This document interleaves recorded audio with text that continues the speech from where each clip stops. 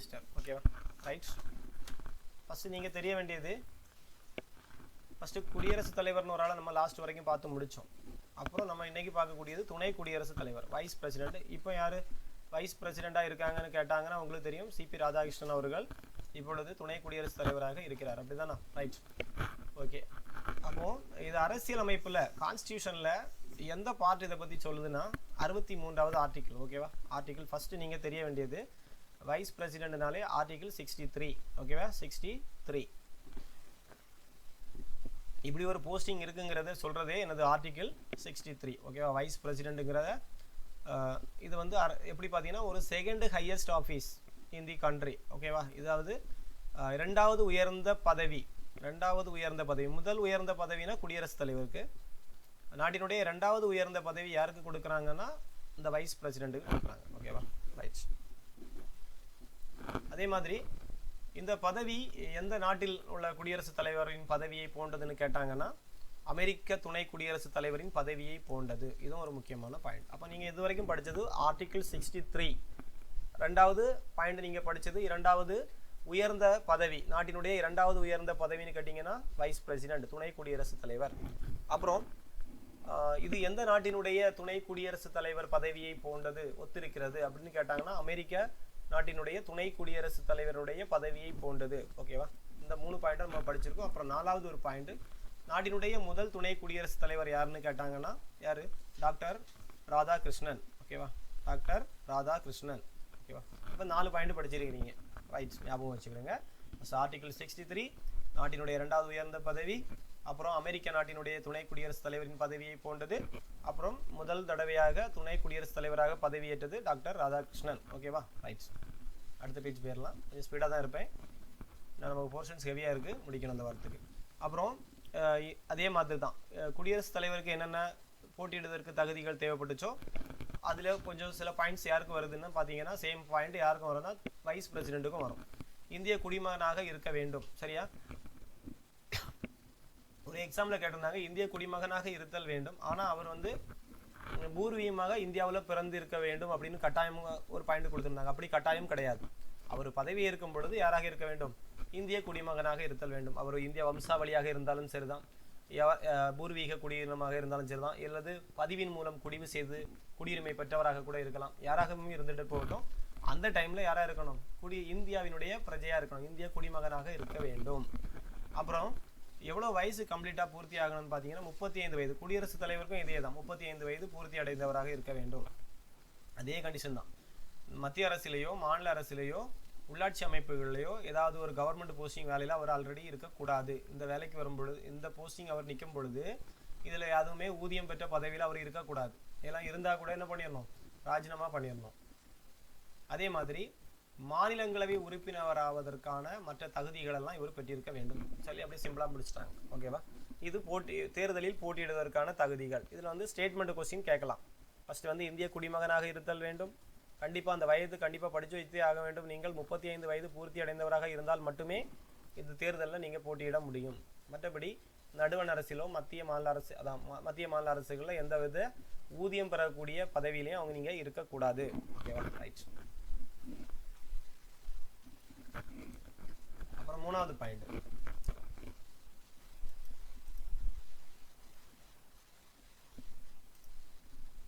சட்டப்பிரிவு 66(1) இவருடைய தேர்தல் மற்றும் பதவி காலம் பற்றி சொல்லக்கூடியது.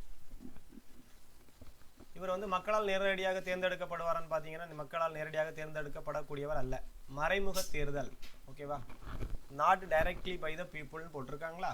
Selected not directly by the people but the method of indirect election, மறைமுக தேர்தல் மூலமாகத்தான் தேர்ந்தெடுக்கப்படுகிறார். இவருடைய பதவிக்காலம் பார்த்தீங்கன்னா 5 ஆண்டுகள். இது ரொம்ப முக்கியமான பாயிண்ட். இவருடைய பதவிக்காலம் 5 ஆண்டுகள். எப்படிலாம் இவர் பதவி போகலாம்னா பணி துறப்பு, அவரே விருப்பப்பட்டு பணியை வேண்டான்னு விட்டுட்டு போகலாம், அல்லது இறந்து போகலாம், அல்லது பணி நீக்கம் செய்யப்படலாம். இந்த காரணங்களால் அவரது பதவி முடிவுக்கு வரும். ஒரு தடவை அவர் வந்து வைஸ் பிரசிடெண்ட்டாக இருந்தாச்சுன்னா அடுத்த தடவை வைஸ் பிரசிடெண்ட்டாக இருக்கலாமான்னு கேட்டிங்கன்னா இருக்கலாம். மீண்டும் துணை குடியரசுத் தலைவராக தேர்ந்தெடுக்கும் தகுதி உடையவர் அல்லவரான்னு கேட்டாங்கன்னா உடையவர் ஆவர். ஓகேவா, இது ஒரு முக்கியமான பாயிண்ட். ஸ்டேட்மெண்ட்டில் கேட்கலாம். அதே மாதிரி புதிய துணை குடியரசுத் தலைவர் அடுத்து தேர்ந்தெடுக்கப்படும் வரைக்கும் மாநிலங்களவையினுடைய துணைத் தலைவர் துணை குடியரசுத் தலைவரின் பணிகளை மேற்கொள்வார். இவர் 5 ஆண்டுகளில் பதவி முடிஞ்சு போகும். அப்புறம் இந்த மாநிலங்களவையின் தலைவர் யாருன்னு கேட்டாங்கன்னா இவர் தான். மாநிலங்களவைக்கு தலைவர் யாருன்னு கேட்டாங்கன்னா இந்த துணை குடியரசுத் தலைவர். அங்கே ஒரு துணைத் தலைவர் இருப்பார் இவருக்கு சைடில். அப்போ அவருக்கு போஸ்டிங் முடிஞ்சு போகும்போது அந்த துணைத் தலைவர் இந்த துணை குடியரசுத் தலைவரின் பணிகளை மேற்கொள்வார். இதுவும் ஒரு முக்கியமான பாயிண்ட். ஒவ்வொரு அவையிலையும் இருக்கக்கூடிய ஒரு தலைவருக்கு ஒரு துணைத் தலைவர் இருப்பாங்க. இப்போ மாநிலங்களவைக்கு யார் இருப்பாங்கன்னு பார்த்தீங்கன்னா இந்த வைஸ் பிரசிடென்ட் தான் யாராக இருப்பாங்கன்னு பார்த்தீங்கன்னா தலைவராக இருப்பார். மாநிலங்களவையின் தலைவர். அவருக்கு ஒரு துணைத் தலைவர் இருப்பார். இவர் ஒர்க் பண்ண முடியாத நேரத்தில் அவர் ஒர்க் பண்ணுவார். ஸோ இவருடைய பதவி முடியும் பொழுது ஆட்டோமேட்டிக்காக யார் பதவிக்கு வருவாங்கன்னா இந்த துணைத் தலைவர் துணை குடியரசுத் தலைவரின் பணிகளை மேற்கொள்வார். ஓகேவா? அப்போ 2 ஆர்டிகிள் படிச்சிருக்கிறீங்க. ஒன்று வந்து ஃபர்ஸ்ட் வந்து நீங்கள் படித்தது 63, அப்புறம் 66ல் 1. ஓகேவா? அவருடைய தேர்தல் பற்றி சொல்லக்கூடியது 66ல் 1. மறைமுக தேர்தல் மூலம் தேர்ந்தெடுக்கப்படுகிறார். மறைமுக தேர்தல்லாம் வேற ஒன்றும் கிடையாது. இங்கே உள்ள எம்எல்ஏ எம்பிஸ் எல்லாம் போய் என்ன செய்வாங்க, 6 எம்எல்ஏவுக்கு ஒரு எம்பி தேர்ந்தெடுப்பாங்களா, அந்த மாதிரி இவங்கெல்லாம் போய் ஓட்டு போட்டு இந்த துணை குடியரசுத் தலைவரை தேர்ந்தெடுப்பார்கள். மக்கள் ஓட்டு போடுறது கிடையாது. அடுத்து ஒரு முக்கியமான பாயிண்ட் நம்ம ஆல்ரெடி பார்த்துட்டோம். குடியரசுத் தலைவர் பார்க்கும்போதே பார்த்துட்டோம். இந்த ஹிதயத்துல்லா உச்சநீதிமன்ற தலைமை நீதிபதி. இவர் ஒரு தடவை குடியரசுத் தலைவராக இருந்தார். எதனாலன்னு பார்த்தீங்கன்னா இப்போ குடியரசுத் தலைவர் போஸ்டிங் காலியாகும் பொழுது அவர் இறந்து போனாலோ ஏதோ ஒரு ரீசன்னால குடியரசுத் தலைவர் பதவி திடீர்னு காலியாகுது. காலியாகும் பொழுது ஆட்டோமேட்டிக்காக யார் பதவி வைப்பார்னு பார்த்தீங்கன்னா இந்த துணை குடியரசுத் தலைவர் பதவிக்கு வருவார். அப்போ துணை குடியரசுத் தலைவரின் பதவி 2 வேலையும் இவர் தான் பார்ப்பார். இங்கேயும் பார்ப்பார், குடியரசுத் தலைவருக்கு வேலையும் பார்ப்பார். இந்த டைம்ல இவருக்கு ஒரு வாய்ப்பு வருது. எப்படின்னா குடியரசுத் தலைவர் ஆவதற்கான வாய்ப்பு வருது. ஒரு எலெக்ஷன்ல நிற்கிறதுக்கு ஒரு வாய்ப்பு வருது. அப்போ இவர் எந்த பதவியிலும் இருக்கக்கூடாதுன்னு ஒரு ரூல் இருக்கலாம். இவர் ஒன்று பதவியை ராஜினாமா பண்ணுவார். எந்த பதவியை? துணை குடியரசுத் தலைவர் பதவியை ராஜினாமா பண்ணுவார். அந்த டைம்ல இவர் எந்த போஸ்டிங்கை பார்த்துட்டு இருந்தாரு? குடியரசுத் தலைவர் இறந்து போறதுனால அந்த போஸ்டிங்கையும் பார்த்துட்டு இருந்தாரு. இப்போ இவர் ராஜினாமா பண்றதுனால குடியரசுத் தலைவர் போஸ்டிங்கும் காலியா கிடக்கு, துணை குடியரசுத் தலைவர் போஸ்டிங்கும் காலியா இருக்கு. இந்த நேரத்துல யார் வந்து குடியரசுத் தலைவரை ஆக்ட் ஆகுவாங்க, இல்லை அந்த வேலையை யார் பார்ப்பாங்க அப்படின்னு கேட்டாங்கன்னா இந்தியாவினுடைய உச்சநீதிமன்ற தலைமை நீதிபதி, சரியா, சீஃப் ஜஸ்டிஸ் ஆஃப் அந்த supreme கோர்ட்டுடைய chief justice.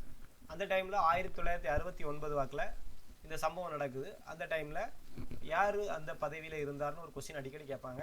Hidayatullah, Hidayatullah, சரியா ஞாபகம் வச்சுருங்க. இவர் ஒரு முஸ்லீம். ஹிதயத்துல்லா அப்படிங்கிறவர் என்ன பண்றாருன்னா குடியரசுத் தலைவரா நியமிக்கப்பட்டார். ஓகேவா? ஞாபகம் வச்சுருங்க. ஒரு முக்கியமான பாயிண்ட். அப்புறம் துணை குடியரசு தலைவருடைய பதவியை வந்து எப்படி நீக்கலாம்னா 2 அவையிலையும் சம்பவம் நடக்கணும். முதல் அவை வந்து மக்களவையில் ஒப்புதல் வேணும், அவ்வளோதான். ஆனால் இவர் முக்கியமாக எந்த அவைக்கு ஒரு பொறுப்பானவர்னு பார்த்தீங்கன்னா துணை குடியரசுத் தலைவர் மாநிலங்களவைக்கு, ராஜ்யசபாவுக்கு. லோக்சபாங்கிறது மக்களவை, ராஜ்யசபாங்கிறது மாநிலங்களவை. மாநிலங்களவையில் இருக்கக்கூடிய உறுப்பினர்கள் எப்படிப்பட்டவங்கன்னா மக்களால் நேரடியாக தேர்ந்தெடுக்கப்பட்டவர்கள் அல்ல. இப்போ உதாரணத்துக்கு கமலஹாசன் அனுப்பி வச்சாங்களா, அப்படி செல்வாக்கு நிறைந்த மனிதர்களை இங்கே உள்ள எம்எல்ஏக்கள் தேர்ந்தெடுத்து அங்கே அனுப்பி வைப்பாங்க. அவங்க தான் யார்? இந்த ராஜ்யசபாவில் இருக்கக்கூடியவங்க. ஸோ அப்படிப்பட்ட இடத்துல ஒரு தலைவராக இருக்கிறவர் தான் இந்த துணை குடியரசுத் தலைவர். ரைட். அப்போ இந்த துணை குடியரசுத் தலைவரை பதவி நீக்கம் செய்யணும்னா அந்த அவையில் பெரும்பான்மையை காணிக்கணும், இன்னொரு அவையில் ஒப்புதல் வேணும். மக்களவையின் ஒப்புதலுடன் சும்மா இவங்க நினைச்சா இங்கே உள்ளவங்களை மாற்ற முடியாது, துணை குடியரசுத் தலைவரை நீக்க முடியாது. மக்களவையினுடைய ஒப்புதல் வேணும். அந்த ஒப்புதல் கிடைச்ச அப்புறம் மாநிலங்களவையில் பெரும்பான்மையான நிறைவேற்றப்பட்ட தீர்மானம் ஒரு தீர்மானம் நிறைவேற்றி அதுக்கு பெரும்பான்மை ஆதரவு இருக்கணும். இந்த மாதிரி இருந்தாச்சுன்னா இவரை பதவியிலிருந்து நீக்கலாம். அதே மாதிரி இந்த தீர்மானம் கொண்டு வருவதற்கு குறைந்தபட்சம் 14 நாட்களுக்கு முன்னதாகவே அவர்கிட்ட ஒரு நோட்டீஸ் அனுப்பணும். நீங்கள் வந்து உங்களை நாங்கள் பதவியை விட்டு நீக்க போகிறோம், எதனால் எந்த காரணத்தினாலும் சொல்லி அவருக்கு ஒரு தகவல் ஒரு 2 வாரத்துக்கு முன்னாடி, அதாவது ஒரு 14 நாட்களுக்கு முன்னாடியே அவருக்கு தகவல் தெரிவிச்சுக்கிட்டு தான் அந்த 14 நாள் வரைக்கும் வெயிட் பண்ணிவிட்டு அதுக்கப்புறக்கு என்ன கொண்டு வந்து பெரும்பான்மை காட்டி அவரை வந்து பதவியை விட்டு நீக்கலாம். அந்த 14 நாட்களுக்கு கொடுத்துட்டு கடைசி நாள் அவர் ஆஜராகணும். இல்லைன்னா அவருக்கு பதிலாக அவருடைய லாயர் வந்து அவருடைய கருத்தை தெரிவிக்கணும். நான் குற்றமற்றவன், என்ன பதவியை விட்டு நீக்கிறதுக்கு ஒரு காரணமும் இல்லை அப்படின்னு சொல்லி அவரை வந்து நிரூபிக்கலாம். சரியா? நிரூபிக்கலாம், நிரூபிக்காமலும் இருக்கலாம். ஆனால் 14 நாட்களுக்கு முன்னாடி அவருக்கு தகவல் கொடுத்தே ஆக வேண்டும். ஞாபகம். இதே தான் அங்கேயும் யாருக்கு குடியரசுத் தலைவருக்கும் இதே மாதிரி தான் 14 நாட்களுக்கு முன்னாடி அவரை பதவி விட்டு நீக்கணும்னா ஒரு அறிவிப்பு கொடுக்கணும். ரைட். அப்புறம் அந்த துணை குடியரசுத் தலைவரினுடைய செயல்பாடுகள், இவர் எதனால, இவருக்கு என்னென்ன வேலையெல்லாம் இருக்கு, functions of the vice president, இவருக்கு என்னென்ன ஒர்க் இருக்குன்னு பார்ப்போம். இவர் வந்து முக்கியமாக நம்ம எந்த சபைக்கு பொறுப்பானவர் பார்த்தோம், ராஜ்யசபா. அதான் மாநிலங்களவையின் தலைவராக செயல்படுவார். முக்கியமான பாயிண்ட் என்னதான், மாநிலங்களவையின் தலைவராக செயல்படுவார். அப்புறம் அந்த நடவடிக்கைகளை இவர் தான் வந்து கண்ட்ரோல் பண்ணுவார். இங்கே எப்படி சபாநாயகர் சீட்டில் ஏறி உட்கார்ந்துருக்காரோ அதே மாதிரி தான் அவரும் அங்கே தலைவர் பதவியில் இருப்பார். அவர் தான் அந்த அவையில் நடக்கக்கூடிய கூட்டங்கள், மீட்டிங், விவாதங்கள் எல்லாத்தையும் இவர் தான் கண்காணிச்சுக்கிட்டே இருப்பார். இவர்கிட்ட தான் எல்லாரும் முறையிடுவாங்க. ஓகேவா? டிவியில் பார்த்துருப்பீங்களா, எல்லாரும் எந்திரிச்சு நின்றுட்டு இவர் வந்து ஸ்பீக்கர் மாதிரி அதில் இருந்துட்டு தட்டிக்கிட்டே இருப்பார். உட்காருங்க உட்காருங்க, நீங்கள் பேசுங்கன்னு சொல்லிட்டு அவர் வந்து நடுவர் மாதிரி இருப்பார். ஓகேவா? சரி. அப்புறம் மாநிலங்களவையினுடைய மரபு ஒழுங்கு முறைகளை எல்லாம் இவர் தான் கண்ட்ரோல் பண்ணுவார். அதனுடைய ஆர்டர் ஆஃப் தி ஹவுஸ் எல்லாம் இவர் தான் டிசைட் பண்ணக்கூடியவர். ஓகேவா? ரைட்.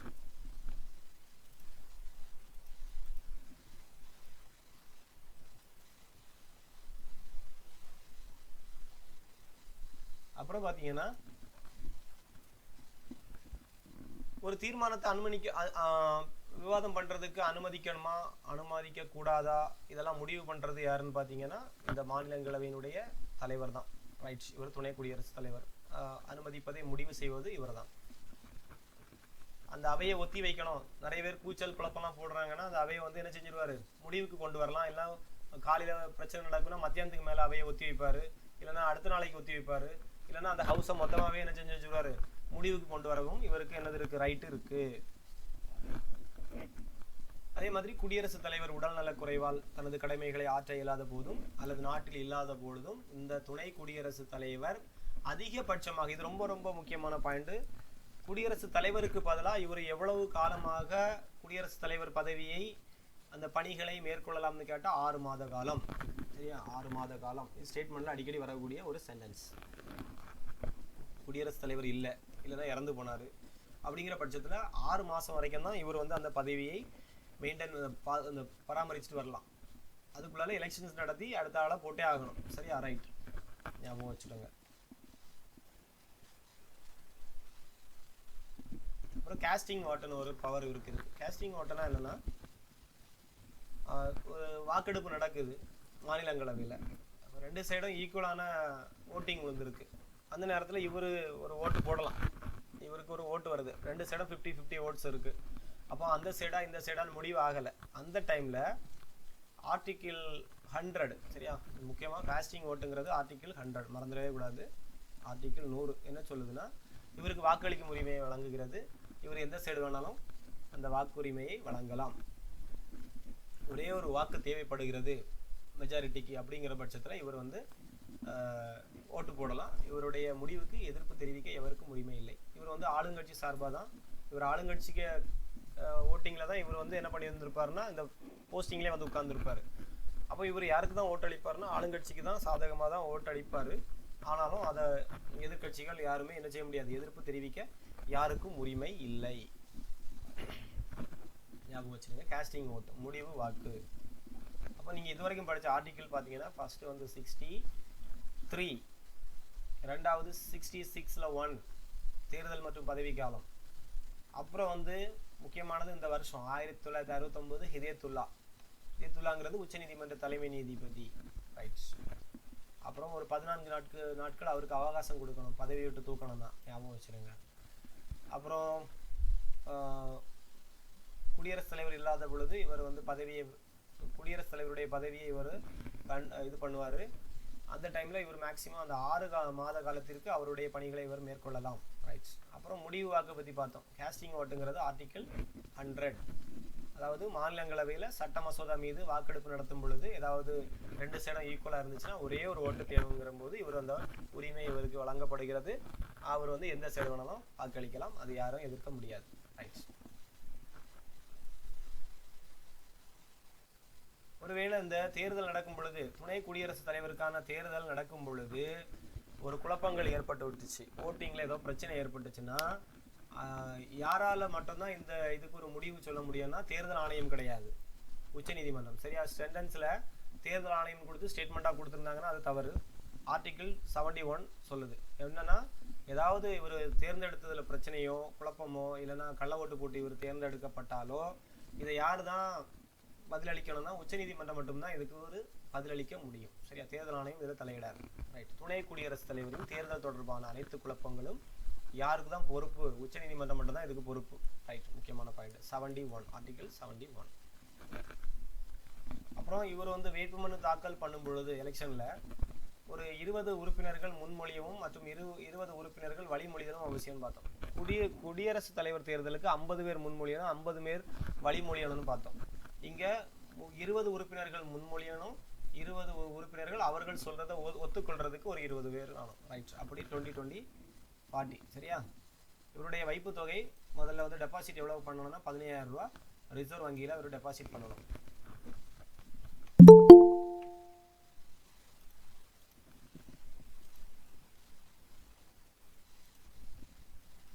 அடுத்தது பதவி பிரமாணம், ஓத்துன்னு சொல்லுவாங்களா? ரைட். அவர் பதவி ஏற்கும் பொழுது உறுதிமொழிகள் எடுப்பாரு. அது ஆர்டிகிள் 69. ஞாபகம் வச்சுக்கோங்க. ஆர்டிகிள் 69 பதவி பிரமாணம் 69.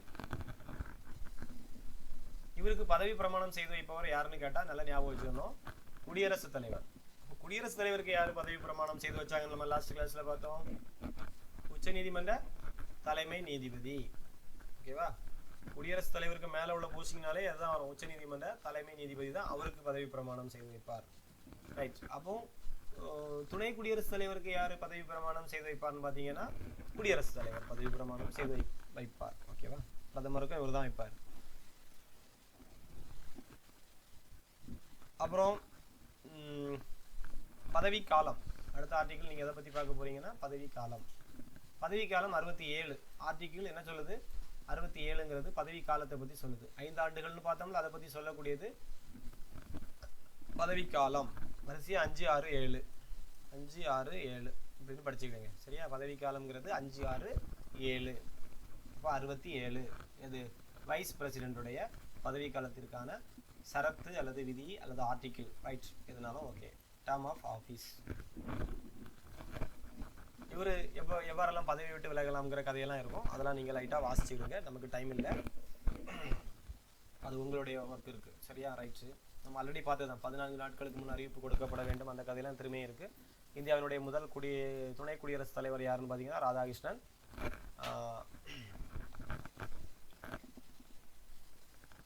5 வருடங்களுக்கு பிறகு மீண்டும் பதவி ஏற்கலாம். ரைட்ஸ். மறு பதவிக்கு தகுதியானவர்னு பார்த்தோம். எத்தனை முறை வேண்டுமானாலும் தேர்ந்தெடுக்கப்படலாம். டாக்டர் ராதாகிருஷ்ணன் எத்தனை முறையா தேர்ந்தெடுக்கப்பட்டார்னு பார்த்தீங்கன்னா 2வது முறையாக யாராக தேர்ந்தெடுக்கப்பட்டார்னா துணை குடியரசுத் தலைவராக தேர்ந்தெடுக்கப்பட்டார். 2 முறை துணை குடியரசுத் தலைவராக இருந்ததுல ராதாகிருஷ்ணன் ஒரு ஆள்.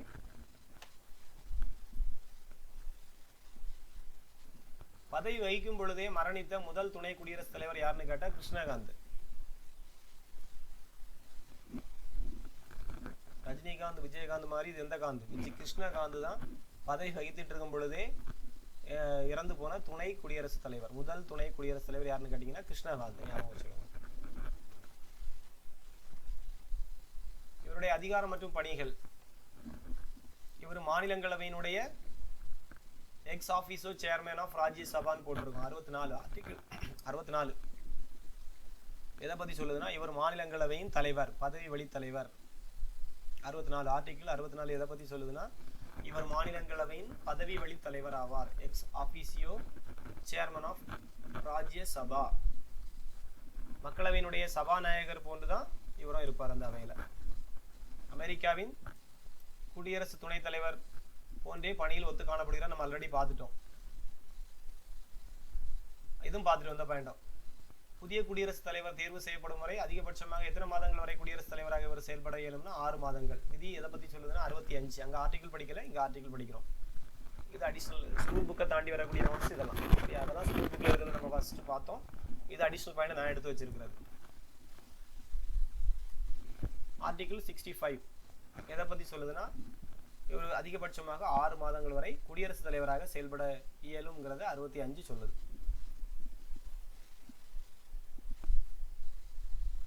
குடியரசுத் தலைவராக இவர் ஒருவேளை ஆக்ட் ஆகிட்டு இருக்கிறாருன்னு வச்சுக்கோங்க. அந்த நேரத்தில் ராஜ்யசபாவினுடைய பணிகள் மற்றும் கடமைகளை இவர் வந்து நேரடியாக மேற்கொள்ள இயலாது. அது கூட யாராவது வச்சுக்கிடுவார் கீழே. துணைத் தலைவர் இருப்பார்ல, அவரை வச்சு அந்த பணிகளை தான் இவர் மேற்கொள்வார். அங்கே குடியரசுத் தலைவர் ஆக்ட் ஆகிட்டு இருக்கும்போது 2 இடத்துலையும் இவர் வேலை பார்க்க முடியாது. அப்படிங்கிற பட்சத்தில் இங்கே வந்து அவருக்கு பதிலாக சப்ஸ்டியூட் யாராக வேணாலும் இவர் வச்சுக்கலாம். ஆல்ரெடி அங்கே ஏற்கனவே துணைத் தலைவர் இருப்பார், அவர் ஆட்டோமேட்டிக்காக அந்த ஒர்க்குக்கு வந்துடுவார். ஓகே, இது இவ்வளவுதான் நம்ம என்ன பண்ணிட்டு இருக்கோம், துணை குடியரசுத் தலைவரை பற்றி பார்த்துருக்குறோம். என்னெல்லாம் பார்த்தோம் ஞாபகம் இருக்குதா? 63வது சட்டப்பிரிவு இப்படி ஒரு ஆள் இருக்கணும்னு சொல்லுது. ஓகேவா? அப்புறம் 2வது உயர்ந்த பதவி நாட்டின் அமெரிக்க துணை குடியரசுத் தலைவரின் பதவியை போன்றது. முதல் துணை குடியரசுத் தலைவர் டாக்டர் ராதாகிருஷ்ணன். அப்புறம் 35 வயது கம்ப்ளீட்டா இருக்கணும். ரைட். அடுத்தது சட்டப்பிரிவு 66(1) என்ன சொல்லுதுன்னா, மக்களால் தேர்ந்தெடுக்கப்பட மாட்டார், மறைமுக தேர்தல் மூலமாக தேர்ந்தெடுக்கப்படுவார். 66(1). ஓகேவா? 661. ரைட்.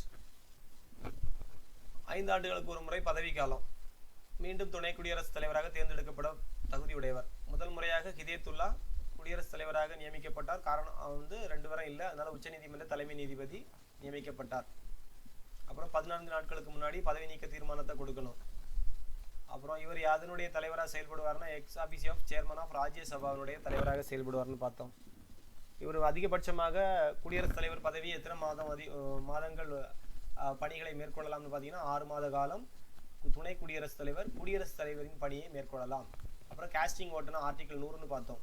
எப்போ மாநிலங்களவையில் ஏதாவது ஓட்டிங் நடக்கும் பொழுது, ஏதாவது மசோதா சம்பந்தமாக ஓட்டிங் நடக்கும் பொழுது 1 வாக்கு தேவைங்கும் போது இவர் எந்த சைடு வேணாலும் ஓட்டு போட்டுக்கலான்னு இருக்கு. அப்புறம் ஏதாவது ஒரு தேர்தல் சம்பந்தமாக ஏதாவது பிரச்சனை வந்துச்சுன்னா யார் தலை போடுவாங்கன்னு பார்த்தீங்கன்னா உச்சநீதிமன்றம் மட்டும்தான் இதுக்கு பதிலளிக்க முடியும்னு போட்டிருக்கு ஆர்டிகல் 71. அப்புறம் 20 உறுப்பினர்கள் முன்மொழிஞ்சாங்க, 20 உறுப்பினர்கள் வழிமொழிஞ்சாங்கன்னு பார்த்தோம். 15,000 ரூபாய் டெபாசிட்டு. அப்புறம் பதவி பிரமாணம் ஓத்துங்கிறது 69. யார் ஒரு பதவி பிரமாணம் செய்து வைப்பார்னு பார்த்தீங்கன்னா குடியரசுத் தலைவரால் துணை குடியரசுத் தலைவருக்கு பதவி பிரமாணம் செய்து வைக்கப்படுகிறது. பதவி காலம் 5, 6, 7. பதவி 5 ஆண்டுகள். அப்புறம் விதி வந்து பார்த்தீங்கன்னா 6, 7. ஓகேவா? விதி வந்து 6, 7. பதவி நீக்கத்திற்கான காலம் வந்து பார்த்தீங்கன்னா 5 வருடங்களுக்கு பிறகு அடுத்த துணை குடியரசுத் தலைவர் பதவி அவர் வந்து தொடரலாம் இருக்கு. எத்தனை முறை வேண்டுமானாலும் தேர்ந்தெடுக்கப்படலாம். அதிகபட்சமாக நம்ம டாக்டர் ராதாகிருஷ்ணன் 2வது முறையாக தேர்ந்தெடுக்கப்பட்டார். பதவி வகிக்கும் போதே மரணித்த முதல் துணை குடியரசுத் தலைவர் பார்த்தீங்கன்னா கிருஷ்ணகாந்த். முதல்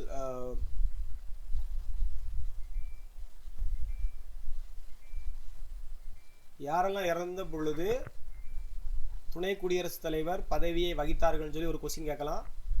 பதவியில் இருக்கும் பொழுது இறந்த ஜாகிர் உசேன் ஒரு ஆள் இறந்திருக்கிறாரு. அப்புறம் பக்ருதீன் அலி அகமது ஆகியோர் வந்து குடியரசுத் தலைவர்கள்.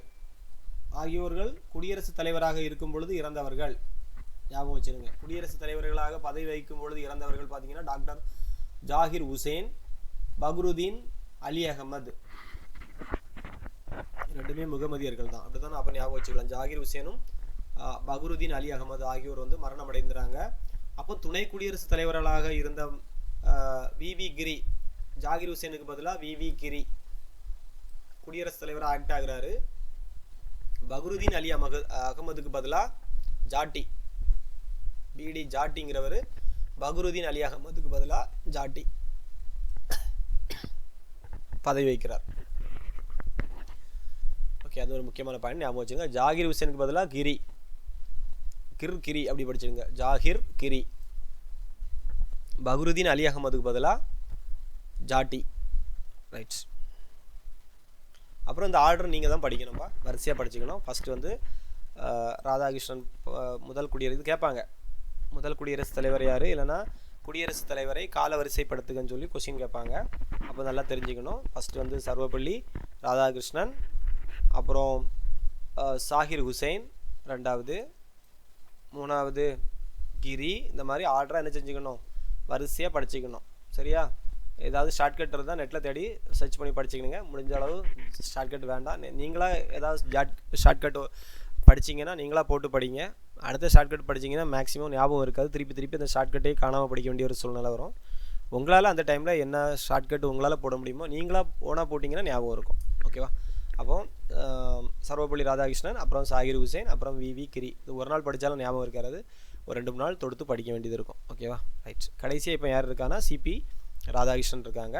அதுக்கு முன்னாடி இந்த ஜெகதீப் தன்கர் இருந்தார். ஜெகதீப் தன்கர்ங்கிற ஒரு நபர் இருந்தார். அதுக்கு முன்னாடி வெங்கையா நாயுடு. இந்த 3 உங்களுக்கு ஞாபகம் இருக்கும். இப்போ ரீசெண்டாக நடந்த சம்பவம். ஓகேவா? அதுக்கு முன்னாடி உள்ளவங்களும் கூட ஓரளவு ஞாபகம் இருக்கலாம். முகமது ஹமீது அன்சாரிங்கிறவர் இருந்தார். டிவியில் பார்த்துருப்பீங்க. அந்த பிரச்சனை நடக்கும்ல லோக்சபா ராஜ்யசபாவில், அந்த டைம்லலாம் இந்த மூஞ்சியெல்லாம் நீங்கள் பார்த்துருப்பீங்க. வரிசையாக இருப்பாங்க. ஓகேவா? ரைட். அப்போ இது வரைக்கும் பார்த்தது வந்து வைஸ் பிரசிடெண்ட்டை பற்றி பார்த்துருக்குறோம். ஓகேவா? இன்றைக்கி ஓகே. நாளைக்கு வந்து பிரதம அமைச்சரை இது கூட பார்க்கலாம். ஓகேவா? ரைட். அப்போது இந்த பிடிஎஃப் அதில் இருக்குது. நீங்கள் எடுத்து ஜஸ்ட் ஒரு ரீடு ஒர்க்காக பார்த்துருங்க. நான் முக்கியமாக படிக்க சொன்னதெல்லாம் திருப்பி இந்த காலத்தை கிளியராக படிச்சிருங்க. ஓகேவா? 1952லேருந்து 2025 வரைக்கும் உள்ளதை படிச்சிருங்க. சரி, பிரதம அமைச்சர் நாளைக்கு. இப்போ அடுத்த டாபிக் போகிறோம். தமிழ்நாடு கல்ச்சர். லாஸ்ட் கிளாஸில் பார்த்தது தொல்லியல் கண்டுபிடிப்புகள். ஓகேவா? ரைட். தொல்லியல் கண்டுபிடிப்புகள். இதுக்கு வந்து ஆர்கியாலஜி. ரைட்டாக ரிவைஸ் பண்ணுறேன் ஸ்பீடாக.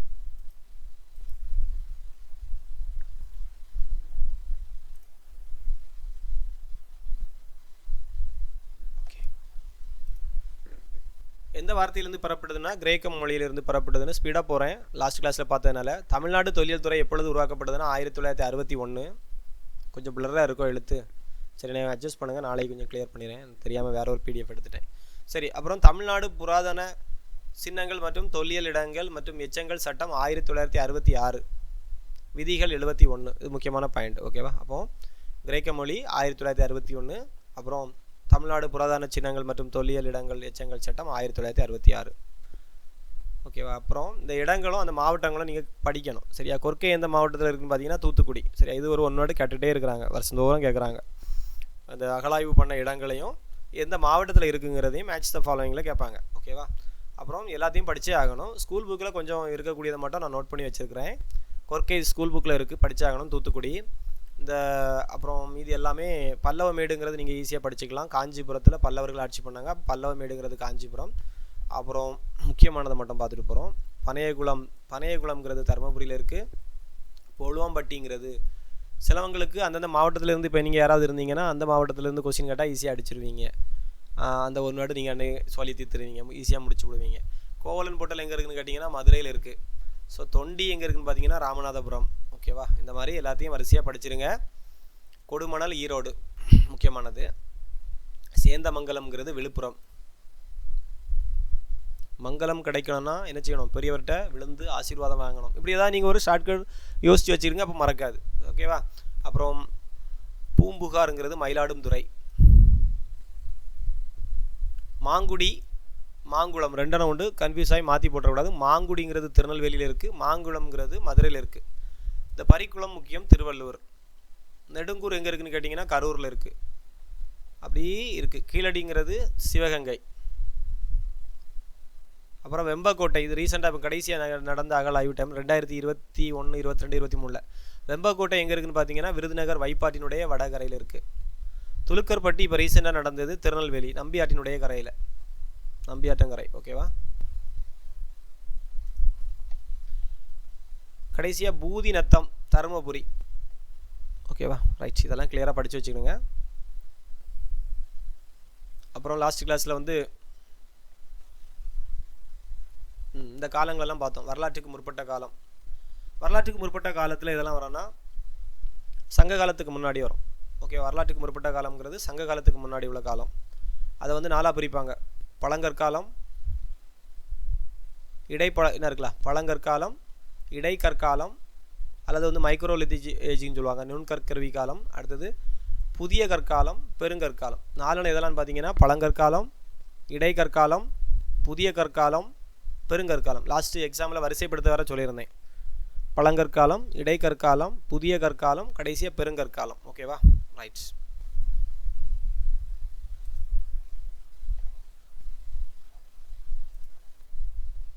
பழங்கற்காலத்தில் ஃபஸ்ட்டு அத்திரம்பாக்கம் எங்கே இருக்குன்னா சென்னைக்கு வடமேற்கே சுமார் அப்படி அமைந்திருக்கலாம். அப்போ கொசஸ்தலையாறு அல்லது கொற்றலையாறுன்னு சொல்லுவாங்க.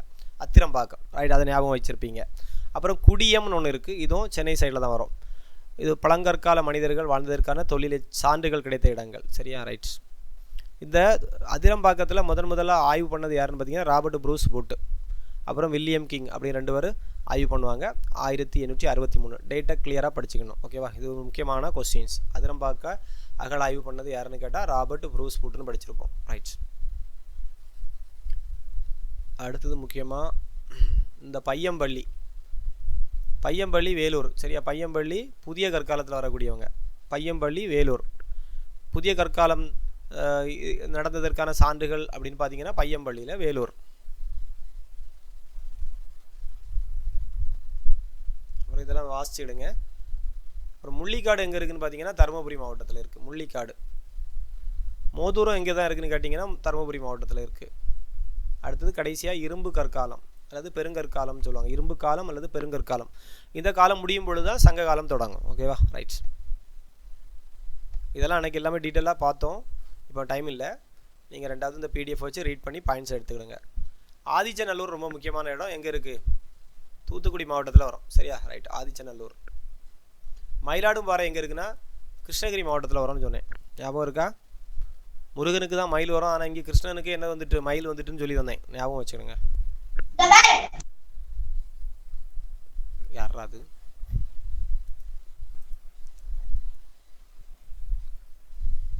மைக்கு மியூட் பண்ணாதவங்க மியூட் பண்ணிடுங்கண்ணா. ரைட். பாருங்க. ஓகே, ஆதிச்சநல்லூர் எங்கே இருக்குன்னு பார்த்தீங்கன்னா தாமிரபரணி ஆற்றங்கரையில் வரக்கூடிய ஒரு நாகரிகம் வந்து நடந்த இடம்னு பார்த்தீங்கன்னா அந்த ஆதிச்சநல்லூர் வரும். ஓகேவா, இந்த ஆதிச்சநல்லூர் அகழ்வாராய்ச்சி வரலாற்றில் தான் தமிழ் எழுத்துக்கள் கொண்ட பானை ஓடுகள் கிடச்சிது. இது முக்கியமான பாயிண்ட்டாக நம்ம லாஸ்ட் கிளாஸில் பார்த்தோம். ஆதிச்சநல்லூர் அகழ்வாராய்ச்சி வரலாற்றில் தான் தமிழ் எழுத்துக்களை கொண்ட பானை ஓடுகள்.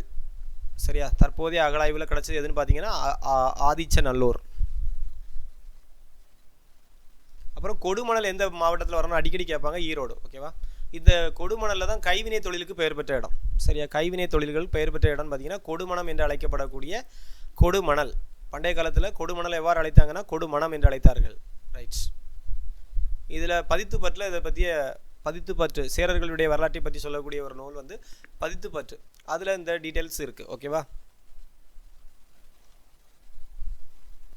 அப்புறம் முக்கியமாக ஒரு 10 பேஜ் அன்னைக்கு பார்த்தோம் லாஸ்ட் கிளாஸில். ஓகே, கோவலன் போட்டல் மதுரையில் இருக்குதுன்னு பார்த்தோம். ரைட்டு. சதுர செப்பு காசு எங்கே? கோவலன் போட்டலில் கண்டுபிடிக்கப்பட்ட செப்பு காசு வந்து பார்த்திங்கன்னா சதுர செப்பு காசு. ஓகேவா, அதில் மீன் உருவமும் ஒரு புறம் வந்து மீன் உருவம் பொறிக்கப்பட்டிருப்பது. மீன் உருவம்னா எதை குறிக்கும்? பாண்டியர்களை தானே குறிக்கும். ரைட்ஸ். அப்புறம் இந்த நெடுங்கூர் எங்கே இருக்குதுன்னு பார்த்தீங்கன்னா கரூர் மாவட்டம். இந்த மாவட்டத்தை வச்சு தான் கொஸ்டின் கேட்குறாங்க. ரீசெண்டாக கேட்ட கொஸ்டின் பேப்பர்லாம் எடுத்து பாருங்கள். இந்த அகழ்வாராய்ச்சி நடந்த இடமும் இந்த மாவட்டங்களும் கேட்டிருப்பாங்க. அப்புறம் செம்பியன் கண்டியூர் எங்கே இருக்குன்னா நாகப்பட்டினம். செம்பியன் கண்டியூர் எங்கே இருக்குதுன்னு கேட்டிங்கன்னா நாகப்பட்டினத்தில் இருக்குது. ரைட். நம்ம இன்றைக்கி பார்க்குறதுலேருந்து பார்த்துருவோமா? இன்னைக்குலேருந்து பார்ப்போம். 11வது பேஜ். அதாவது இதுலேருந்து தொடக்க வரலாற்று காலத்துலேருந்து இன்றைக்கி பார்க்கணும். இதுலேருந்து பார்ப்போம் கிளியராக. ஓகேவா, இதுக்கு முன்னாடி வரலாற்றுக்கு முந்தைய காலத்தவளும் பார்த்து முடிச்சிருக்கிறோம். இனிமேல் நம்ம இன்றைக்கி பார்க்கக்கூடிய சாப்டர் வந்து வரலாற்று காலத்தில் தொடக்க வரலாற்று காலத்தை பற்றி பார்க்க போகிறோம். ஓகேவா, ஃபஸ்ட்டு நம்ம பார்க்கக்கூடியது அதாவது வரலாற்று காலம்னாலே எப்போ நீங்கள் வரி வடிவம் தோன்றியதோ அதுதான் வரலாற்று காலம். எப்போ நோட்ஸ் எடுக்க தொடங்கினாங்களோ அப்போ அதை வந்து பிற்காலத்தில் வரவங்க படித்து எடுத்துக்கிடுவாங்க. ஸோ இதுதான் நமக்கு காலங்காலமாக தெரியக்கூடிய கதையாக இருக்கும். அதான் வரி வடிவம்னு சொல்லுவாங்க. மொழியினுடைய வரி வடிவம் எப்போ தோன்றிச்சோ அந்த காலம் தான் வரலாற்று காலம். சரியா, ரைட். அதில் வந்து எங்கெல்லாம் நம்ம அகழாய்வு பண்ணும் பொழுது இந்த வரலாறு கிடைக்கிதுன்னு பார்த்தீங்கன்னா ஃபஸ்ட்டு கொர்க்கை பாண்டியர்களுடைய துறைமுகமாக இருந்துச்சுன்னு பார்த்தோம். தூத்துக்குடி மாவட்டத்தில் இருக்குது. நல்லா ஞாபகம் வச்சுக்கணும். கொர்க்கை எங்கே இருக்குதுன்னு பார்த்தீங்கன்னா தூத்துக்குடி மாவட்டம், திருவைகுண்டம் அல்லது ஸ்ரீவைகுண்டம்னு சொல்லுவாங்க. சரியா, அந்த வட்டத்தில் தாமிரபரணி ஆற்றங்கரையில் இந்த பகுதி அமைந்துள்ளது. எந்த காலத்தில் வந்து பாண்டியர்களின் தலைநகரமாக இருந்துச்சுன்னு பார்த்தீங்கன்னா இடைச்சங்க காலம். பாண்டியர்களுடைய தலைநகரமாக இருந்தது இந்த கொர்க்கை. அப்புறம் முக்கியமாக பார்த்தீங்கன்னா எல்லாத்தையும் ரீட் பண்ணிடுங்க. நமக்கு இப்போ எல்லாத்தையும் ரீட் பண்ணுறதுக்கு டைம் இருக்காது. நான் முக்கியமான பாயிண்ட்ஸை மட்டும் சொல்கிறேன். தாலமி பிளினி. சரியா, இதெல்லாம் வந்து கிரேக்க நாட்டிலேருந்து வந்து நூல் எழுதினவங்க. சரி, தாலமி, பிளினி, மெகஸ்தனிஸ் போன்ற வெளிநாட்டவர்கள் இந்த கொற்கையை எவ்வாறு அழைத்தார்கள் என்று பார்த்தீங்கன்னா கோல்சிஸ், கொல்ஹாய் என்றும் அவங்க கிரேக்க மொழியில் எப்படி சொல்லியிருக்காங்க கொற்கையை? கொல்சிஸ் ஹொல்ஹாய் அப்படின்னு சொல்லியிருக்கிறாங்க. அதனுடைய மீனிங் என்னென்னா கொற்கை வந்து ஒரு வணிக மையம் என்று சுட்டி காட்டுகிறார்கள். ஒரு வணிக மையமாக இந்த கொற்கை இருந்ததாக அவர்களுடைய நூலில் குறிப்பிட்டிருக்காங்க. ஓகேவா, ரைட். முக்கியமாக இங்கே என்ன தொழில் நடைபெற்றுன்னு பார்த்தீங்கன்னா முத்து குளித்தல். பாண்டியர்கள்னாலே நமக்கு தெரியும் அந்த கடற்கரையில் என்ன நடக்கும்னா முத்து குளித்தல். தூத்துக்குடிக்கு முத்து குளித்தல் ஃபேமஸ் தானே, ரைட். முத்து குளித்தல் தொழிலை பாண்டியர் அறநெறி தவறாது காத்து வந்துள்ளனர். இதனை ஒரு பாட்டே இருக்குது, மரப்போர் பாண்டியர் அறத்திற்காக்கும் கொற்கை பெருந்துரை முத்து, சரியா, அப்படிங்கிற பாடலில் குறிப்பிட்டிருக்காங்க. இது யார் எழுதின பாட்டுன்னு பார்த்தீங்கன்னா மதுரை கணக்காயனார் ஒரு அகநானூற்று பாடலில் இதை பற்றி எழுதியிருக்கிறார், ரைட். அப்புறம் முக்கியமாக வந்துட்டிங்கன்னா அகழாய்வு பண்ணுறது எப்போ ஸ்டார்ட் பண்ணுறாங்கன்னா 68-69 முதல் அகழாய்வு கொற்கை அகழாய்வு, சரியா. தமிழ்நாடு தொல்லியல் துறையால் தொடங்கப்பட்ட முதல் அகழாய்வு எங்கன்னு பார்த்தீங்கன்னா கொற்கை அகழாய்வு. இது ரொம்ப முக்கியமான பாயிண்ட். முதல் அகழாய்வு கொற்கை அகழாய்வு, ஞாபகம் வச்சுருங்க.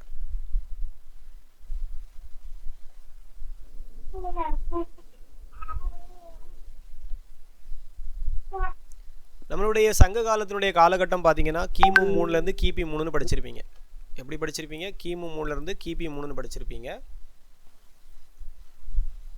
ஓகேவா, கிமு 3லேருந்து கிபி 3ன்னு படிச்சிருப்பீங்க சங்க காலம். ஆனால் இங்கே கிடைத்த டீட்டெயில்ஸ் பார்த்தீங்கன்னா கிமு 6லேருந்தே இருக்குது. கொற்கையில் இருக்கக்கூடிய டீட்டெயில் பார்த்தீங்கன்னா கிமு 6.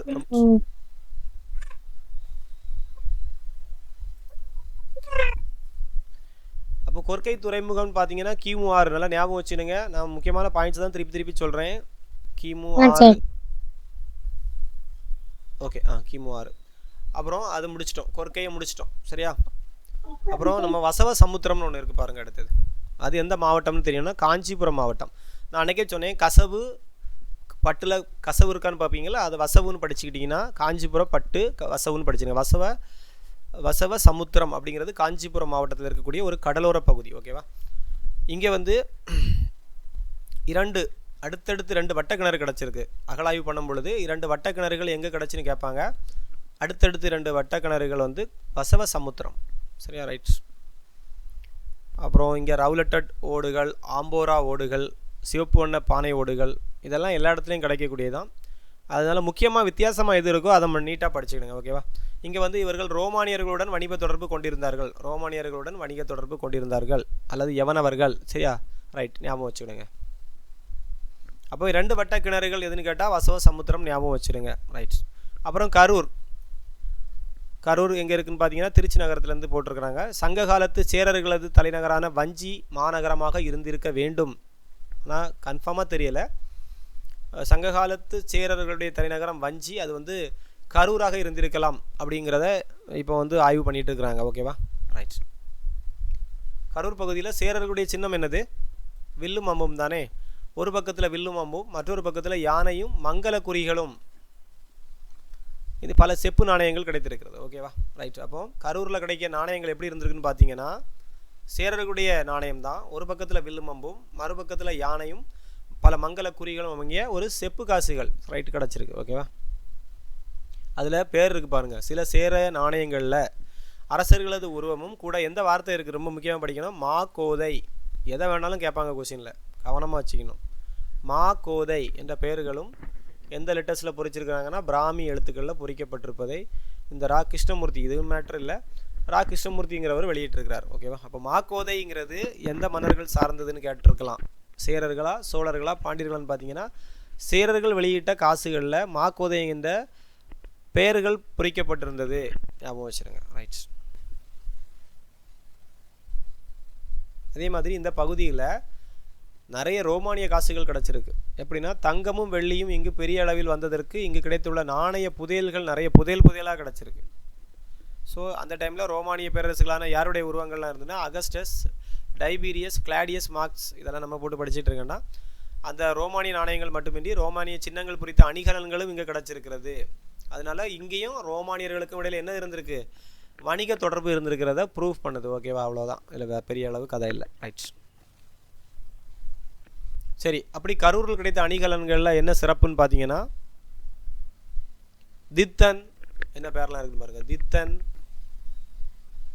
வெளியி சாம்பன், ஊப்பா ஆன், தாயன் ஓதலன், சாதன் சாதிவேல், இந்த மாதிரி நம்ம வாயில் நுழையாத பேர்லாம் நிறைய இருக்கும். நெல் வேட்டை அப்புறம் நெல்வேல் திசன், குறவன், வேடுவன், பேர் அவதான், மிதிரான், இந்த பேர்களெல்லாம் பொறிக்கப்பட்ட மோதிரங்கள் கிடச்சிருக்கு எங்கள் கரூரில் கிடைத்த அணிகலன்கள். ஓகேவா, லைட்டாக தெரிஞ்சு வச்சுக்கிறேங்க, அவ்வளோதான்.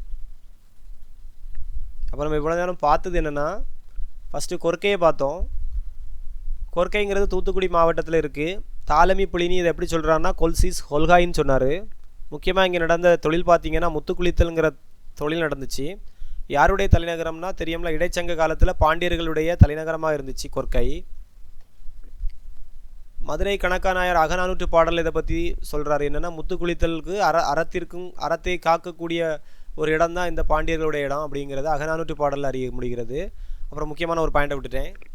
கொர்க்கை முத்துக்களை நன்னீர் முத்துக்கள், கொர்க்கை முத்துக்களை நன்னீர் முத்துக்கள் என சிறப்பு செய்கிறார் இந்த புலவர். எந்த பாடலில்? நற்றிணை பாடலில் சொல்லியிருக்கிறார். அகநானூற்று பாடலில் அந்த மாதிரி சொல்லியிருக்கிறாரு இந்த மதுரை கணக்காநாயர். நற்றிணை பாடலில் எப்படி சொல்கிறாருன்னா கொர்க்கை முத்துக்களை நன்னீர் முத்துக்கள், நற்றிணை நன்னீர், நற்றிணை நன்னீர், ஞாபகம் வச்சுருங்க. நற்றிணை பாடலில் நன்னீர் முத்துக்கள் அப்படின்னு சொல்கிறார். ஓகேவா, ரைட். முதல் அகழாய்வு எங்கே நம்ம தொழில்துறை மேற்கொண்டாங்கன்னா கொர்க்கையில் தான் மேற்கொண்டாங்க. கிமு 6ஆம் நூற்றாண்டுக்கு முன்னரே வெளிநாடுகளுடன் வணிக தொடர்பில் இருந்ததை ப்ரூவ் பண்ணுறாங்க. அப்புறம் நம்ம வசவ சமுத்திரத்தை பற்றி பார்த்தோம். வசவ சமுத்திரங்கிறது காஞ்சிபுரம் மாவட்டம். ஓகேவா, ரோமானியர்களுடன் வியாபாரம் பண்ணியிருக்கிறாங்க. 2 வட்டக்கிணறுகள் கிடச்சிருக்கு. அடுத்து கரூர் வந்து பார்த்தீங்க சங்க காலத்து சேரர்களது தலைநகரமாக இருக்கலாம்னு சொன்னாங்க. அப்புறம் செப்பு நாணயங்களை பற்றி பார்த்தோம். அதில் மாக்கோதைன்னு ஒரு பேர் இருந்துச்சு. தங்க காசுகளும் வெள்ளி காசுகளும் பெரிய புதையலாக கிடச்சிருக்கு. அதில் குறிப்பிடப்பட்ட வார்த்தைகள் தான் தித்தன், வெளி, சாம்பன், இந்த மாதிரி நிறைய வார்த்தைகள், வேடன், குறவன், இந்த மாதிரி வார்த்தைகள் பொறிக்கப்பட்டதுன்னு பார்த்தோம். ரைட். அடுத்தது குதிரை, புலி, மீன், அப்பல்லோ போன்ற உருவங்களும் அந்த நாணயங்களில் பொறிக்கப்பட்டிருக்கிறது. அதே மாதிரி முக்கியமான ஒரு பாயிண்ட்னா புலி மீது அமர்ந்த யார் ஐயப்பன் சொல்லுவாங்கள்ல, புலி மீது ஐயப்பன் வந்தார். அதே மாதிரி இங்கே புலி மீது அமர்ந்த ஐயப்பனுக்கு பதிலாக அப்பல்லோன்னு போட்டுருங்க. அப்பல்லோ கணையாளி ரோம் நாட்டு தொடர்பை உறுதிப்படுத்துகிறது. இங்கே ஐயப்பன், அங்கே அப்பல்லோ அப்படின்னு ஞாபகம் வச்சு படிச்சுடுங்க. எந்த நாடு? ரோம் நாட்டுடன் தொடர்பை ஏற்படுத்தக்கூடிய பகுதின்னு பார்த்தீங்கன்னா இந்த கரூர். அப்புறம் பனையகுளம். பனையகுளம்ங்கிறது தருமபுரியில் இருக்கக்கூடிய ஒரு பகுதி. ஓகேவா, ரைட்ஸ், அவ்வளோதான். தொண்டி ராமநாதபுரத்தில் இருக்கக்கூடிய ஒரு பகுதி. பிற்காலத்தை சார்ந்த பானை ஓடுகளும் செங்கற்களும் இங்கே கண்டுபிடிக்க அவ்வளோதான், வேற ஒன்றும் இல்லை. அழகன் குளம் ரொம்ப முக்கியம். அழகன் குளத்தில் தான் கப்பலின் உருவம் பொறிக்கப்பட்ட பானை ஓடுகள் கிடச்சின்னு படிப்போம், ஸ்கூல் புக்கிலே இருக்குது. ஸோ அழகன் குளத்தை முக்கியமாக படிக்கணும். எந்த மாவட்டத்தில் இருக்குதுன்னு பார்த்தீங்கன்னா ராமன் அழகாக இருக்கிறாரு அப்படின்னு சொல்லி ராமநாதபுரம் மாவட்டத்தை அழகன் குளத்தோட தொடர்பு படுத்திடுங்க. ஓகேவா, ரைட். இது இவ்வளோலாம் வாசித்து பாருங்கள். இதில் முக்கியமாக அழகன் குளத்துக்கும் இலங்கைக்கும் இடையில ஒரு தொடர்பு இருந்ததை சமூதகங்கிற வார்த்தை இங்கேயும் இருக்குது, இலங்கையிலையும் இருக்காங்க கல்வெட்டுக்களில். ஸோ 2 பேருக்கும் இடையில ஒரு வியாபாரம் நடந்திருக்குங்கிறத அழகன் குளம் கல்வெட்டுக்கள் உறுதிப்படுத்துகிறது. எங்கேயும் வியாபாரம் அழகன் குளத்துக்கும் இலங்கைக்கும். ரைட், ஞாபகம் வச்சுருங்க. ஏன்னா ராமர் எங்கே போவார்? ராமநாதபுரத்துலேருந்து இலங்கைக்கு அப்படின்னு ஞாபகம் வச்சிங்கன்னா சமுதக இலங்கை. ரைட்.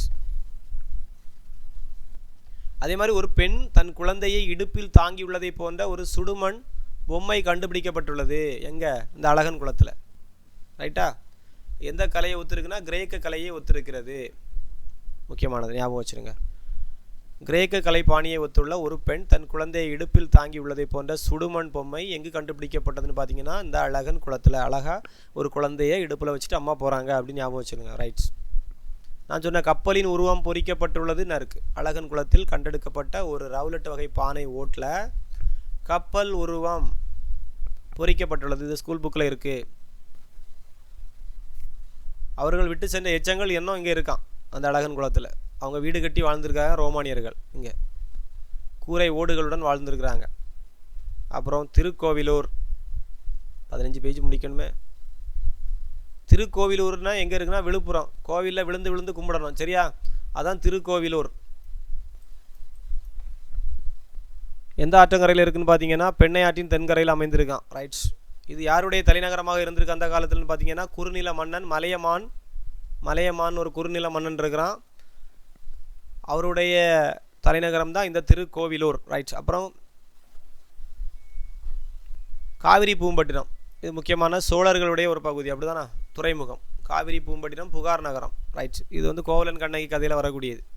ஸோ கிபி 2ஆம் நூற்றாண்டில் இந்தியாவிற்கு வந்த ரோம் நாட்டரான தாலமி காவிரி பூம்பட்டினம் ஒரு வணிக முக்கியத்துவம் வாய்ந்த நகரமாக திகழ்ந்ததுன்னு சொல்லி அவருடைய நூலில் எழுதியிருக்கிறார் தாலமி. அதில் எப்படி எழுதியிருக்கிறார்னா கபேரிஸ் எம்போரியான் என்று குறிப்பிட்டுள்ளார். எப்படி கபோதிகள் அதிகமாக இருக்கக்கூடியது கபேரிஸ்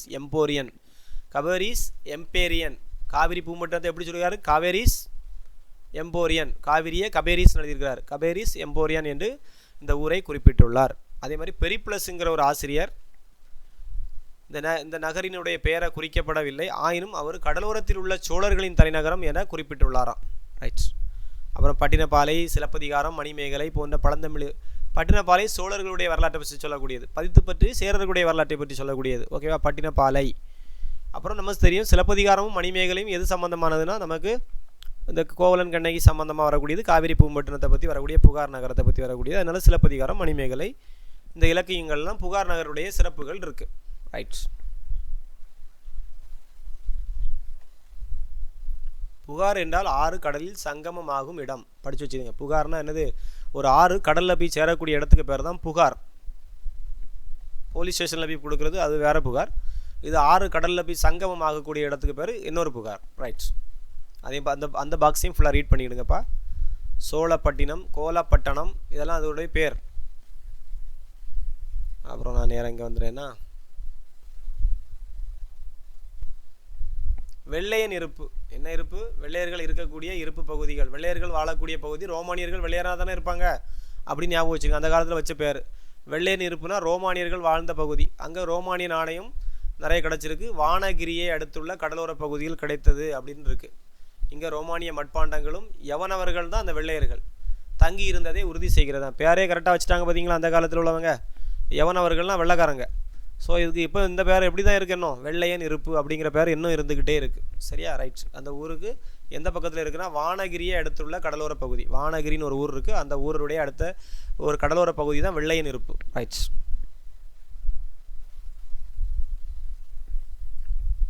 அப்புறம் காவிரி பூம்பட்டினத்தில் என்ன வகை தொழில்கள் செய்யப்படுதுன்னா கைவினை தொழில்களான மணிகள் செய்யக்கூடியது. பல வகை வண்ண கற்களால் செய்யப்படக்கூடிய ஆபரணங்கள், மணிகள் மிகவும் அதிக அளவில் இங்கே கிடைத்திருக்கிறது. ஓகேவா? ரைட்ஸ். அடுத்தது முக்கியமாக பட்டினப்பாலையில் ஒரு வார்த்தை இருக்குது. ஒரு பாடல் வரியில் வடமலை பிறந்த மணியும் என்று தொடங்க ஒரு பட்டினப்பாலையில் உள்ள இந்த வரிகள் இங்கு கருதத்தக்கது. அப்போ இந்த இடத்துல மணி இருந்தது. மணிகள்னால் கோயில் அடிக்கக்கூடிய மணி கிடையாது, நகை செய்யக்கூடிய மணி. கல்மணி இருக்குல்ல, கார்னிலியன், இந்த மாதிரி மணி வகைகள். அப்புறம் இங்கே ஒரு உரை கிணறும் நாணயமும் கிடச்சிருக்கு. உரை கிணறுனா என்னதுன்னா தண்ணி பிடிக்கிறதுக்காக களிமண்ணால் சுற்றி வட்டமாக வட்டு எடுக்குவாங்க. அதுதான் உரை கிணறு. சைடு உடஞ்சி கீழே விழாமல் இருக்கிறதுக்காக, மண் இடிஞ்சு விழாமல் இருக்கிறதுக்காக இருந்தது. எந்த நூலில் குறிப்பிடப்பட்டிருக்குன்னா பட்டினப்பாலையில் தான் குறிப்பிடப்பட்டிருக்கிறது. கடற்கரை ஓரத்தில் கிணறு தோண்டினா மண் இடிஞ்சு விழுந்துடும். ஸோ அங்கே உரை கிணறு புறச்சேரி என்று பட்டினப்பாலையில் நூலில் குறிப்பிடப்படுகிறது. எவ்வாறு? உரை கிணறு புறச்சேரி, உரை கிணற்று புறச்சேரி ஞாபகம் வச்சுருங்க. அப்புறம் கடைசியாக முடிக்க போகிறேன். மாளிகை மேடு. மாளிகை மேடு எங்கே இருக்குன்னா அதே கடலூர் மாவட்டத்தில் மாளிகை இருக்குது. கடலுக்கு மேலே மாளிகை அப்படின்னு சொன்னேன் அன்னைக்கு. கடலுக்கு மேலே ஒரு மாளிகை கட்டினா எப்படி இருக்கும்? கடலுக்குள்ளே முங்கிரும். ஆனால் இந்த காலத்தில் மிதக்கக்கூடிய மாளிகை நிறைய இருக்குது கடலுக்கு மேலே. ரைட்டா? ரைட்ஸ். இங்கே வந்து உஜ்ஜயின் குறியீடு கொண்ட சாதவாக அரசர்கள் கால செப்பு காசுக்கு கிடச்சிருக்கு. உஜ்ஜயின் அரசருடைய குறியீடு பொருத்தப்பட்ட சாதவாகன அரசர்கள், சாதவாகனம் சரி என்னவாக சாதவாக அரசர்களுடைய செப்பு காசு இங்கே கிடச்சிருக்கிறது மாளிகை மேட்டில். மாளிகை மாடு எங்கே இருக்குதுன்னு பார்த்தீங்கன்னா கடலூரில். அப்போ பேரூர் எங்கே இருக்குதுன்னு பார்த்தீங்கன்னா கோயம்புத்தூர். பெரிய ஊர் கோயம்புத்தூர் அப்படின்னு படித்து வச்சுருங்க. பேரூர் கோயம்புத்தூர். அப்புறம் ஆண்டிப்பட்டி எங்கே இருக்குதுன்னு பார்த்தீங்கன்னா திருவண்ணாமலையில் நிறைய அந்த ஆண்டிமார்னு சொல்லுவாங்களா. ஆண்டினா என்னதுன்னா அந்த சாமிமார்கள் இருப்பாங்களா, ஆண்டி பண்டாரங்கள் அப்படின்னு ஞாபகம் வச்சு படிச்சிட வேண்டியதான். திருவண்ணாமலை மாவட்டத்தில் ஆண்டிப்பட்டிங்கிற ஒரு ஊர் இருக்குது. ரைட்ஸ். அப்படி ஞாபகம் வச்சு பொறுத்திக்கோங்க. மாங்குளம்னு சொன்னால் எங்கே இருக்குது? மாங்குளம் மதுரை, மாங்குடிங்கிறது திருநெல்வேலி, மாற்றி போட்டுறக்கூடாது. அரிக்கமேடு, அரிக்கமேடை பற்றி நல்லா டீட்டெயில்ஸ் படிங்க. புதுச்சேரிக்கு அரிக்கமேடுனா நீங்கள் எங்கே மேட்ச் பண்ணணும், பாண்டிச்சேரி அல்லது புதுச்சேரி ஞாபகம் வச்சுக்கோங்க. அதிரம்பாக்கம்னா சென்னை, ஓகேவா. அரிக்கமேடுனா மாற்றி போட்டுறக்கூடாது, புதுச்சேரி. இங்கே வந்து இந்தோ ரோமானியர்கள், இந்தோ பசிபிக் மணிகள் தயாரிக்கக்கூடிய இடமா இருந்திருக்கு. ரோமானியர்களுக்கும் இந்த அரிக்கமேடு தமிழர்களுக்கும் இடையே நிறைய என்னது வியாபாரம் அதிகமாக நடந்திருக்கு. அரிக்கமேடுனா புதுச்சேரி. அதுக்கு இன்னொரு பேர் இருக்குது. அரிக்கமேடுக்கு என்ன பேர்னா அருக்குமேடு. என்ன மேடு? அருக்குமேடு அல்லது அருகன்மேடு, 2 பேர் இருக்குது. அப்புறம் இதுக்கு இன்னொரு இருக்குது, விராய்பட்டினம். விராய்பட்டினம் அல்லது வீராம்பட்டினம், வீராம்பட்டணம், பட்டினம் அல்லது பட்டணம். எந்த நூலில் குறிப்பிடப்பட்டுள்ளதுன்னு பார்த்தீங்கன்னா எரித்திரியன் கடலின் பெரிப்ளஸ் என்ற நூலில் இடம்பெற்றுள்ளது. பொதுகே, அந்த ஊருக்கு பேர் எவ்வாறு அழைக்கப்படுகிறதுனா புதுச்சேரியை பொதுகே, பொதுகே. மற்றும் தாலமியனுடைய புவியியல் நூலில் எழுதியிருக்கிறார், அவரும் பொதுகேன்னு தான் எழுதியிருக்கிறார். பொதுகே எம்பேரியம், பொதுகே எம்பேரியம்னு எழுதியிருக்கிறார் தாலமி. இதெல்லாம் முக்கியமாக படிச்சுக்கணும். அப்புறம் 2 சாயத்தொட்டிகள் அரிக்கமேட்டில். சாயம் வந்து கையில் போட்டால் என்ன செய்யும்? அரிக்கும் அப்படின்னு ஞாபகம் வச்சுருங்க. சாயத்தொட்டிகள் அரிக்கமேட்டினுடைய தென்பகுதியில் அகழாய்வில் 2 சாயத்தொட்டிகள் கண்டுபிடிக்கப்பட்டுள்ளது. அப்புறம் பண்டக சாலைன்னா என்னதுன்னா வேர் ஹவுசஸ்ன்னு சொல்லுவாங்கள்ல, இந்த பொருட்களை ஏற்றுமதி இறக்குமதி பண்ண பொருட்களை துறைமுகத்தில் அடுக்கி வைப்பாங்களா, அதை ஒரு பண்டக சாலைன்னு சொல்லுவாங்க. எங்கள் அரிக்கமேட்டில் இருந்திருக்கு பண்டக சாலை. அப்போது அதிகமாக கப்பல் வழியாக நிறைய வியாபாரம் நடந்ததை உறுதிப்படுத்துது. ரைட். அப்புறம் சங்ககால சோழர் நாணயம், சதுர வடிவ செப்பு நாணயம், சங்க காலத்தை சேர்ந்ததாக கருதலாம்னு போட்டிருக்காங்களா. சோழர்களுடைய காசு வந்து சதுர வடிவ செப்பு காசு. அதில் என்னெல்லாம் இருந்துச்சுன்னு பார்க்கணும். ஒரு பக்கத்தில் நிற்கும் யானை, அதன் மேற்புறத்தில் ஸ்ரீவத்சம், ஸ்ரீவத்சம் எனும் லட்சுமியை குறிக்கக்கூடிய, லட்சுமி தேவியை குறிக்கக்கூடிய மறு அல்லது சின்னம் உள்ளது இந்த நாணயத்தில். பார்த்துருங்க, லட்சுமி தேவியை குறிக்கக்கூடியது ஸ்ரீவத்சம் எதில் இருக்குன்னா சதுர வடிவ செப்பு காசு சோழர்கால, சங்ககால சோழர்கால நாணயத்தில் இருக்குது. ரைட்.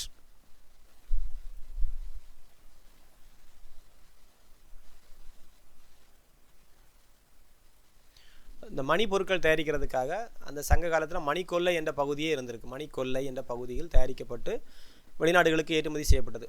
அரிக்கமேடு பகுதியில் தங்கத்திலான மணிகள், சங்கு வளையல்கள், மணிகள், சுடுமண் மணிகள்லாம் பெருமளவில் தயாரித்து வெளிநாட்டுக்கு வியாபாரம் பண்ணியிருக்கிறாங்க. அப்போ அரிக்கமேடு சம்மந்தமாக வரக்கூடிய ஊர் தான் எனது மணிக்கொல்லை.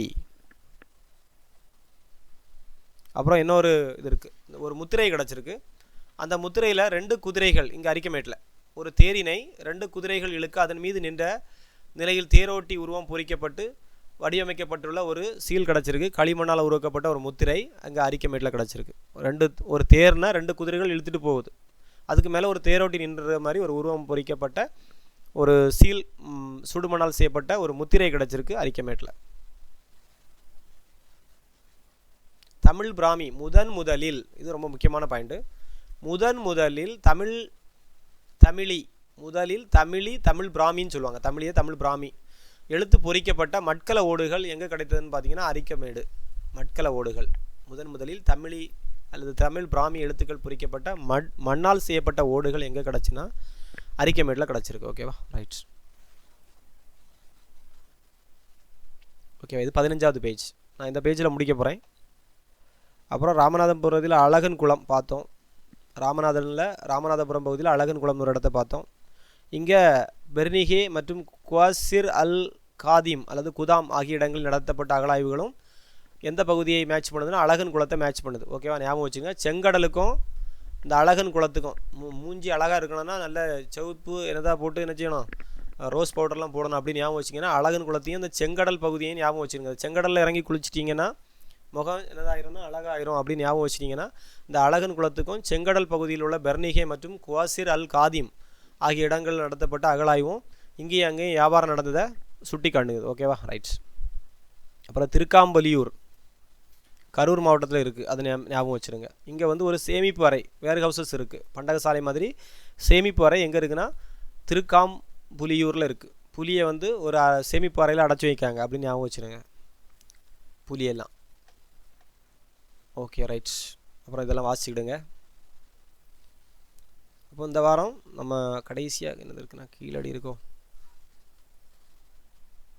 சரி, நீங்கள் இந்த இடைக்காலத்துக்கு முன்னாடி வரைக்கும் வாசித்து முடிச்சிருங்க. ஓகேவா? 17வது பேஜ். டைம் கிடச்சா நாளைக்கு மீதியை பார்க்கலாம். அந்த பாலிட்டி கூட இதையும் சேர்த்து பார்த்துடலாம். ஓகேவா? ரைட்ஸ். அப்போ இது வரைக்கும் உள்ளது நீங்கள் ஜஸ்ட் ரீட் பண்ணியிருக்கப்பா. நான் டைம் ஆகிடுச்சு. நான் கிளாஸ் நிறுத்திக்கிடுறேன். ஓகேவா? இந்த பிடிஎஃப் நெட்டில் இருக்குது. நான் வேணால் இப்போ குரூப்பில் போட்டு விட்றேன். நீங்கள் படிக்க வேண்டிய பேஜஸ் வந்து நமக்கு இந்த வாரம் 11லேருந்து 10வது பேஜ்லேருந்தே ஸ்டார்ட் பண்ணுங்கள். 10லேருந்து 17 வரைக்கும் உண்டு. நான் இன்றைக்கி 15 வரைக்கும் பார்த்துருக்குறேன். 2 பேஜ் தான் இருக்குது. கீழடி மட்டும் பார்க்கணும். கீழடியும் வேறு என்ன பகுதி, நாளைக்கு அதை பார்த்துடலாம். கீழடி மட்டும் தான் முக்கியமான பகுதி. நம்ம கீழடி மட்டும் தான் நம்ம பார்க்கணும். பார்த்தாச்சுன்னா இந்த பகுதியை முடிச்சிடலாம். ஓகேவா? ரைட். ஓகேப்பா, நான் கிளாஸை முடிச்சுக்கிட்றேன். ஏதாவது டவுட் இருந்துச்சுன்னா புதுசாக ஜாயின் பண்ணவங்க ஏதாவது ஒன்றா மெசேஜ் பண்ணுங்கள். மறுபடியும் யாருக்கும் ஏதாவது டவுட் இருந்தால் கேட்டுக்கிடுங்க. நான் மெசேஜ் பண்ணி கேட்டுக்கிடுங்க. ஓகேப்பா, நான் கிளாஸை முடிச்சுக்கிறேன். ஓகே, பாய்.